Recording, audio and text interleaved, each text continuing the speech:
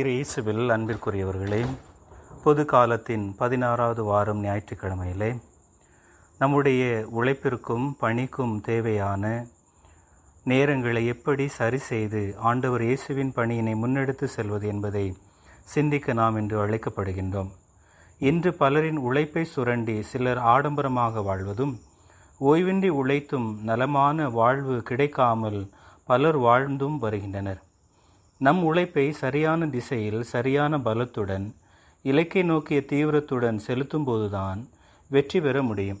நாம் உழைப்பது விழிப்புணர்வுடனும் திட்டமிட்டும் இருக்கும்போதுதான் அதற்கான பயன் இருக்கும்.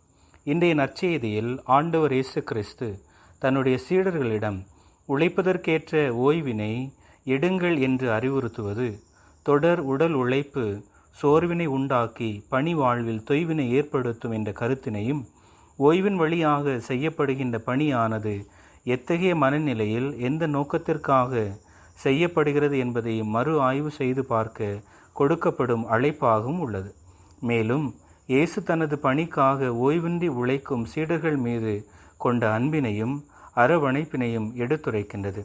மக்களுக்கான பணிகளை முன்னெடுத்து செல்லும் பணியாளர்கள் தங்களது உடலின் மாண்பினை பேணிக்காக்க வேண்டிய அவசியத்தை இன்று கட்டாயமாக உணர வேண்டியதின் அவசியத்தில் உள்ளனர். இன்று பணி சுமையால் உடல் நலமற்று வாழும் பணியாளர்களை பேணிக்காக்க வேண்டிய கட்டாயம் அதிகரித்து வருவதையும் நாம் இன்று புரிந்து கொள்ள வேண்டும். இன்றைய முதல் வாசகத்தில் இறைவாக்கினர் எரேமியாவின் வார்த்தைகள் மெய்ப்பர்கள் மற்றும் போலி இறைவாக்கினர்களுக்கு எதிராக சொல்லப்பட்டுள்ளது.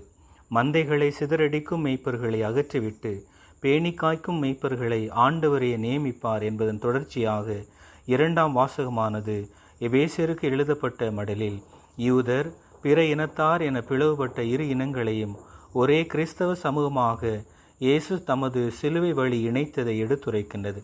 இது புதிய உடன்படிக்கையில் சமபங்கு அளித்ததோடு இரு இனங்களையும் ஒன்றாக இறைவனோடு ஒப்புரவாக்கும் நிலையை அடைய செய்தது. உணர்வோம், இயேசுவின் பணியில் ஒன்றாக கலந்து அவருடைய பணியாளர்களாக வாழ பயணிப்போம். இறைவன் என்றும் நம்மோடு